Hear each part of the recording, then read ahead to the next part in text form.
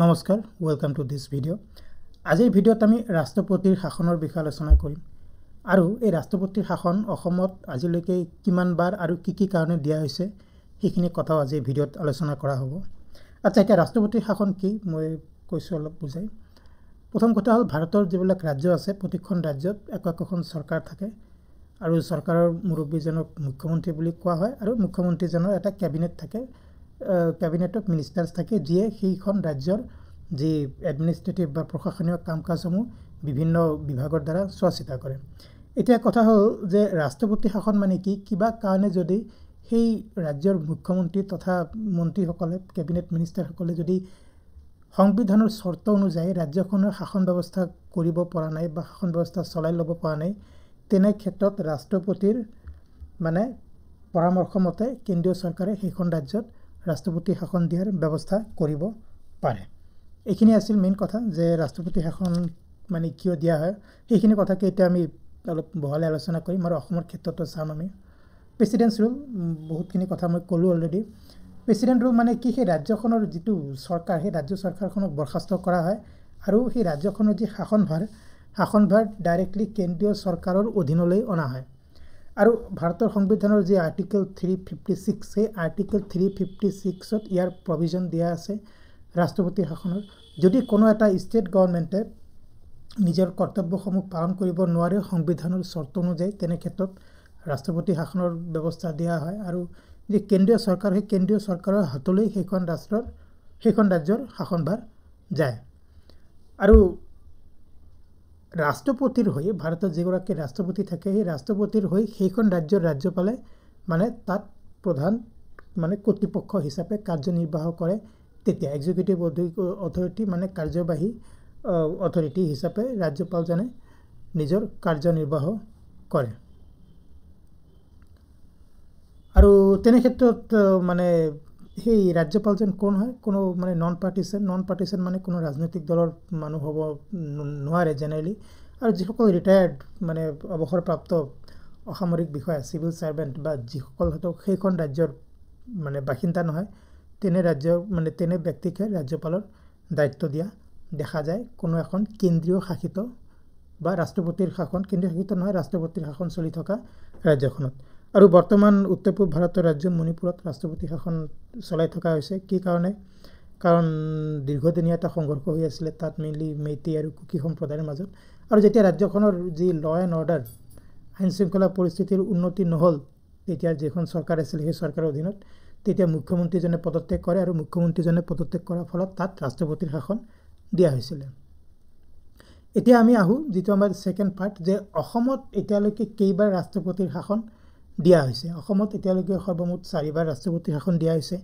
কি কাৰণে দিয়া হৈছে সেইখিনি কাৰণ আমি বহলে আলোচনা কৰিম কিন্তু শৰ্টতে কৈছো প্ৰথম 3বাৰ যেতিয়া অসমত ৰাষ্ট্ৰপতি শাসন দিয়া হৈছিল তেতিয়া সেই প্ৰথম 3বাৰ অসম মুভমেন্ট বা যে অসম আন্দোলন হৈ আছিল সেই অসম আন্দোলনৰ কাৰণে দিয়া হৈছিল আৰু মই অসম আন্দোলনৰ ভিডিও বনাইছো ওপৰত আই বাটনত লিংক দি দিম চাই ল'ব পাৰে আৰু চতুৰ্থবাৰ দিয়া হৈছিল যে মানে অগপ অসম গণ পৰিষদৰ যে চৰকাৰ আছিল সেই চৰকাৰৰ মানে সময়ছোৱাত দিয়া হৈছিল কাৰণ ল এণ্ড অৰ্ডাৰৰ প্ৰবলেম আছিল সেইখিনি সময়ত এইখিনি কথাকে আমি অলপ বহলে আলোচনা কৰিম এতিয়া প্ৰথমবাৰ ৰাষ্ট্ৰপতি শাসন অসমত দিয়া হৈছিল 12 ডিসেম্বৰ 1979 ৰ পৰা 6 ডিসেম্বৰ 1980 লৈকে প্ৰায় এবছৰ সময় 360 দিন এটা প্ৰশ্ন হ'ল যে কি কাৰণে দিয়া হৈছিল এইখিনি সময়ত ৰাষ্ট্ৰপতি শাসন তেতিয়া অসমৰ মুখ্যমন্ত্ৰী আছিল মুখ্যমন্ত্ৰীজনৰ নাম মই কৈছো মুখ্যমন্ত্ৰীজনৰ নাম হ'ল যোগেন্দ্ৰনাথ হাজৰিকা আৰু তেওঁৰ মন্ত্ৰীসভাক বৰখাস্ত কৰি বা তেওঁক মুখ্যমন্ত্ৰী পদৰ পৰা অপসাৰিত কৰি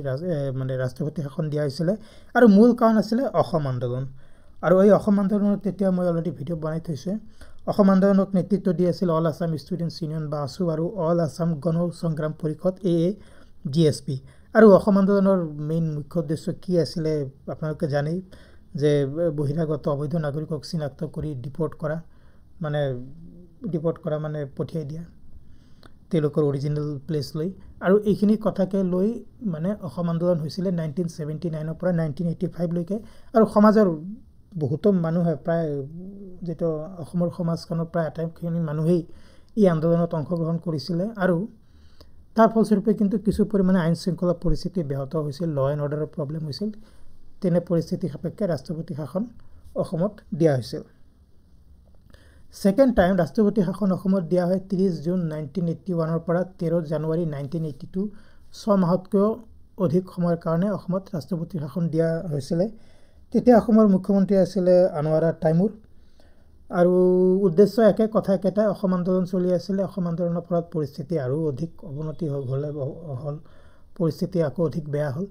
আৰু সেইকাৰণে আকৌ এবাৰ এইখিনি সময়ৰ কাৰণে অসমত ৰাষ্ট্ৰপতি শাসন বলবৎ কৰা হৈছিলে। তৃতীয়বাৰ অসমত ৰাষ্ট্ৰপতি শাসন দিয়া হৈছিলে 19 মাৰ্চ 1982 পৰা 27 ফেব্ৰুৱাৰী 1983লৈকে। তেতিয়া অসমৰ চিফ মিনিষ্টাৰ আছিলে কেশৱ গগৈ। আৰু অসম আন্দোলন চলিয়ে আছিলে, 1985লৈকে অসম আন্দোলন হৈছিলে। আৰু এই অসম আন্দোলন চলি থকাৰ কালছোৱাত এইটোৱে আছিলে অসমৰ লাষ্ট মানে ৰাষ্ট্ৰপতি শাসন। প্ৰায় এবছৰ সময়, 345 দিন, 20 দিন কম এবছৰতকৈ প্ৰায় 345 দিনৰ কাৰণে এই ৰাষ্ট্ৰপতি শাসন অসমত মানে বলবৎ কৰা হৈছিল সেইখিনি সময়ত। আৰু যি শেষৰবাৰ ৰাষ্ট্ৰপতি শাসন তেতিয়া 28 নৱেম্বৰ 1990ৰ পৰা 30 জুন 1991, প্ৰায় 7 মাহ সময়ৰ কাৰণে অসমত ৰাষ্ট্ৰপতি শাসন দিয়া হৈছিল। সেই সময়ত অসমৰ মুখ্যমন্ত্ৰী আছিল প্ৰফুল্ল কুমাৰ মহন্ত। আৰু প্ৰফুল্ল কুমাৰ মানে যি অসম চুক্তি হৈছিলে 15 আগষ্ট 1985, অসম চুক্তিৰ পাছত যেতিয়া ইলেকশ্যন হ'ল, ইলেকশ্যনত মানে প্ৰফুল্ল কুমাৰ মহন্তৰ নেতৃত্বাধীন অসম গণ পৰিষদে চৰকাৰ গঠন কৰে। কিন্তু সেই সময়ত আন এটা কথা মন কৰিবলগীয়া যে যি আলফা বা সংযুক্ত অসম মুক্তি বাহিনী, আলফাৰ কিছু হিংসাত্মক কাৰ্যকলাপ বৃদ্ধি পায় সেইখিনি সময়ত। ল এণ্ড অৰ্ডাৰ চিটুৱেশ্যন এটা সময়ত মানে প্ৰফুল্ল কুমাৰ মহন্তৰ মুখ্যমন্ত্ৰীত্বৰ সময়ত ল এণ্ড অৰ্ডাৰ চিটুৱেশ্যন অসমৰ যথেষ্ট বেয়া হৈ গৈছিলে। অপাৰেশ্যন বজৰাং কৰা হৈছিলে ভাৰতীয় সেনাৰ দ্বাৰা, কেন্দ্ৰীয় চৰকাৰৰ দ্বাৰা অসমত ভাৰতীয় সেনাৰ অভিযান চলোৱা হৈছিল অপাৰেশ্যন বজৰং। অপাৰেশ্যন বজৰঙৰ ভিডিঅ' মই বনাই থৈছোঁ এইখন চেনেলত, ওপৰৰ আই বাটনত লিংক দি দিম, চাই ল'ব পাৰে। আৰু সেই যি মানে অসমত সেই সময়ত যি আইন শৃংখলাৰ পৰিস্থিতি যথেষ্ট পৰিমাণে ব্যাহত হৈছিলে, 1990s অসমৰ মানে ৰাজনৈতিক বা সামাজিক ক্ষেত্ৰখন যথেষ্ট অস্থিৰ হৈ আছিলে। তেনে সময়তো আকৌ এবাৰ মানে অসমত ৰাষ্ট্ৰপতি শাসন দিবলৈ কেন্দ্ৰীয় চৰকাৰ বাধ্য হৈছিলে। এই অসমৰ যি 1990s 1990ৰ দশকত অসম কেনেকুৱা আছিলে তাৰ মই ভিডিঅ' এটা বেলেগকৈ বনাম, অতি সোনকালে চেনেলত পাব্লিছ কৰিম। আৰু কথা হ'ল যে সেইখিনি সময়ত আকৌ এবাৰ অসমত ৰাষ্ট্ৰপতি শাসন দিয়া হৈছিলে। গতিকে তাৰপিছত আজিলৈকে ৰাষ্ট্ৰপতি শাসন দিব লগা হোৱা নাই অসমত। অসমৰ যদিও কিছু পৰিমাণে মানে হিংসাত্মক কাৰ্যকলাপ 90 দশকত অসমত হৈছিলে, কিন্তু ৰাষ্ট্ৰপতি শাসন দিয়াৰ তেনে এটা পৰিস্থিতি সৃষ্টি হোৱা নাছিলে অসমত। গতিকে ফ্ৰেণ্ডছ, এই 4বাৰ অসমত ৰাষ্ট্ৰপতি শাসন দিয়া হৈছিলে। সময়খিনি মনত ৰাখিব আপোনালোকে। 4th time, 3rd time, 2nd time আৰু 1st টাইম। গতিকে এই ভিডিঅ'ত আমি আলোচনা কৰিলোঁ ৰাষ্ট্ৰপতি শাসন কি, ৰাষ্ট্ৰপতি শাসন কেতিয়া কোনো এখন ৰাজ্যত দিয়া হয়, আৰু অসমত আমাৰ ৰাজ্যত কিমানবাৰ ৰাষ্ট্ৰপতি শাসন দিয়া হৈছিলে আৰু কি কি পৰিস্থিতি সাপেক্ষে ৰাষ্ট্ৰপতি শাসন দিয়া হৈছিলে সেইখিনি কথা আজি ভিডিঅ'ত আলোচনা কৰা হ'ল। এনেধৰণৰ ইনফৰ্মেটিভ ভিডিঅ' এই চেনেলত আৰু পাব্লিছ কৰা হ'ব অতি সোনকালে। যদি ভিডিঅ'টো ভাল পাইছে প্লিজ লাইক কৰক, শ্বেয়াৰ কৰক। চেনেলটো যদি ছাবস্ক্ৰাইব কৰা নাই প্লিজ ছাবস্ক্ৰাইব কৰক। এনেধৰণৰ এটা ইনফৰ্মেটিভ ভিডিঅ'ত আছাম হিষ্ট্ৰী ৰিলেটেড ভিডিঅ'ত আকৌ এবাৰ লগ পাম। Thank you very much and I will soon see U.